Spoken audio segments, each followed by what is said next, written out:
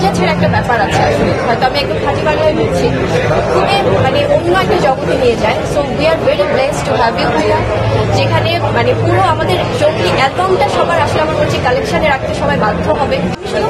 First time আসলে এইভাবে experience করছি ঈদের দিন। আমি ঈদের দিন তো আসলে বাসার বাইরে কখনো বের হইনি, এটা মোটামুটি সবাই জানে। তো আমি যখন বাসা থেকে বের হচ্ছিলাম, আমার ভাইয়া খুব টেনশন করছিল যে সে মানে খুব বেশি আমার সিনেমা ওভাবে দেখে না, সেগুলো আমি সিনেমা প্রেমী না। আমাদের 90s কিড শুধু না, আমার মনে হয় যে এখনকার মাঝে না সময়ের সাথে সাথে কিন্তু মানে is giving his best.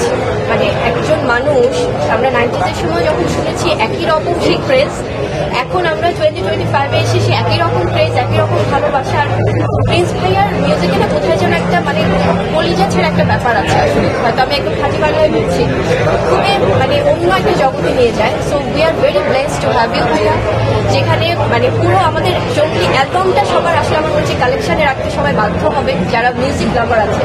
So we are very blessed to have you in our film. So thank you so much. আমাদের একটা অনেক বড় ঝামেলা কোথায় হয়, আমরা মানুষজনকে তার ডিউ ক্রেডিট আর ভালোবাসার কথা বলতে পারি না যতক্ষণ পর্যন্ত সে কোনো বড় ধরনের বিপদে না পড়ে অথবা সে মারা না যায়। তো প্রিন্স ভাইয়ের সাথে আমাদের এই জেনারেশনের একটা অন্য রকমের কানেকশন আছে, আবার এই নতুন জেনারেশন তাকে অন্যভাবে চেনে।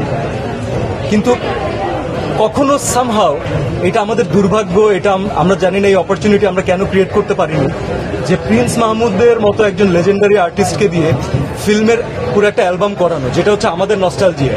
কারণ আমরা ক্যাসেট কিনেছি, তো আমরা ওই ক্যাসেটের জেনারেশন।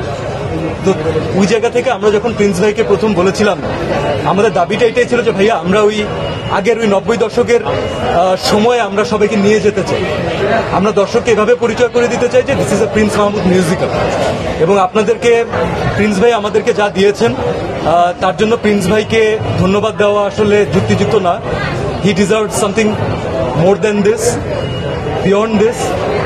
সে মিউজিক নিয়ে কতটুকু কাজ করেছেন, কত সুন্দর মিউজিক করেছে।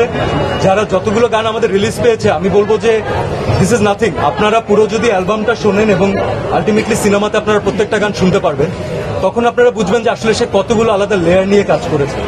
আমাদের এই টিম অনেক ইয়াং, অনেক ভুলভ্রান্তি আছে আমাদের, আমরা অনেক কিছু চেষ্টা করেছি, অনেক কিছু পারিনি।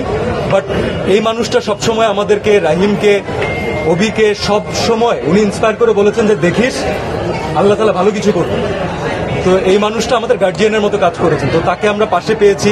আজকে তাকে আমাদের থ্যাঙ্কসটা অ্যাটলিস্ট তাকে জীবন্ত অবস্থায় বলতে পারছি, এর জন্য আমি গ্রেটফুল।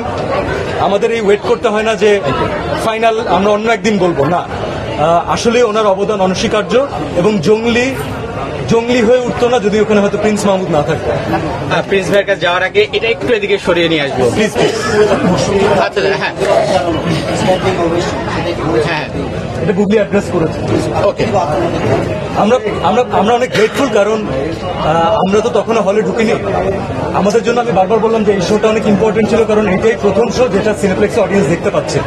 তো আমরা জানি যে অডিয়েন্সকে কোথায় টাচ করতে পারে, কোথায় ইমোশনাল করতে পারে, তবে তারা যে এতটা ফিল করবেন এবং ক্যারেক্টারগুলোর সাথে কানেক্টেড ফিল করবেন, মিউজিকের সাথে কানেক্টেড ফিল করবেন, এটা আমাদের চোখে আজকে প্রথম দেখা ফার্স্ট শো হিসাবে। যারা এই অভিবাদন দিয়েছেন তাদেরকে অনেক ধন্যবাদ, আমরা অনেক অনেক কৃতজ্ঞ। তবে আমাদের ভালোবাসা, আমাদের পরিশ্রম তখনই সার্থক হবে যখন আপনারা এই ভালো লাগার কথাটা আরেকজনের সাথে শেয়ার করবেন। তাহলেই আসলে পুরো ইন্ডাস্ট্রির জন্য ভালো, শুধু আমাদের ফিল্মের কথা না। যেই সিনেমায় ভালো লাগছে আপনাদের, প্লিজ কথা বলুন, কারণ এখন বাংলা সিনেমা নিয়ে কথা বলার সময় এসেছে। And this industry deserves it. Thank you. আমরা প্রিন্স ফার্স্ট টাইম আসলে এইভাবে এক্সপিরিয়েন্স করছি ঈদের দিন। আমি ঈদের দিন তো আসলে বাসার বাইরে কখনো বের হইনি, এটা মোটামুটি সবাই জানে। তো আমি যখন বাসা থেকে বের হচ্ছিলাম, আমার ভাইয়া খুব টেনশন করছিল যে সে মানে খুব বেশি আমার সিনেমা ওভাবে দেখে না, সেগুলো আমি সিনেমা প্রেমী না। সে খুব বেশি টেনশন করছিল যে ঈদের দিন যাচ্ছি, সবাইকে বাসায় রেখে কি হবে ওখানে, তুই ভালো মতো করি। তো আমার মনে হয় আজকে যে মেমোরিটা নিয়ে আমি বাসায় যাবো, এটা ভাইয়াকে বলার পর আমি আমার ভাই অনেক খুশি হবে। তো এই জায়গা থেকে আমি বলবো ওই কাউন্সিলার আমরা যেটা দেখছি করে যে মাইক্রো পুরো ক্রেডিটটা আসলে ওই কাউন্সিল দিকে যায়। আজকে আমাকে যদি ভালো লেগে থাকে, আমার ক্যারেক্টার ভালো লেগে থাকে, পুরো আসলে ওই কাউন্সিলার উপর আমি এই জিনিসটা দিব। আর স্পেশাল থ্যাঙ্কস টু রাহিম ভাই, আমার মনে হয় সে আমাকে যদি আসলে পুশ না করতো এই ক্যারেক্টারটার জন্য, কখনোই হয়তো এরকম আমার করা হতো না, কিংবা এইভাবে আমি আসলে আনতেও পারতাম না। Thank you so much. Prince ভাইয়ের কাছে যাওয়ার আগে তিনজনের কাছে আপনাদের কাছে তিনজনের প্রশ্ন। প্রিন্স মাহমুদ ভাইয়ের গান এবার পুরোটাই ছিল জঙ্গলি জুড়ে, আপনাদের অভিজ্ঞতাটা জানতে চাইবো ভাইকে নিয়ে, কারণ উনি আমাদের মিউজিক ইন্ডাস্ট্রির একটা ইমোশন। 90s বলি, পরবর্তী জেনারেশন বলি, তার গানগুলো যারা শুনেছে আমাদের ইন্ডাস্ট্রির জন্য একটা ইমোশন, আমাদের দর্শকদের জন্য ইমোশন। সেই ইমোশনটাকে আমরা আবার নতুন করে পেলাম জঙ্গলির মাধ্যমে। সেই এক্সপিরিয়েন্সটা আপনারা নিজেরা সরাসরি উপভোগ করেছেন, একটু জার্নিটা জানতে চাইবো তিনজনের কাছ থেকে। আমি আচ্ছা তিনজনের কাছ থেকে আমি বলতে চাই যে এটা আসলে একটা ড্রিম কাম হচ্ছে, প্রিন্স ভাইয়ের একটা গান পাবো আমার সিনেমাতে, এটা তাও আবার এরকম নস্টালজিক একটা জোর গান পাবো, এটা মনে হয় একটা ড্রিম কাম। তো ওই জায়গা থেকে আমি যখন জনম জনমের নাম নেই তখনই আসলে এত খুশি হয়েছি, আমার চেহারা দেখে যখন কিছু বলা লাগছে। থ্যাংক ইউ আপনি আমার জন্য এত সুন্দর একটা গান দিয়েছেন, থ্যাংক ইউ সো মাচ। খুবই সুন্দর করেছে। না না থ্যাংক ইউ। ভুলে যাবো। আরে এখানে রিফাত ভাই একটা প্রশ্ন করেছি, সেটার অ্যান্সারটাকে দিয়ে নিক। প্রথমত প্রিন্স মাহমুদ এই নামটা একটি ব্র্যান্ড, ইমোশন।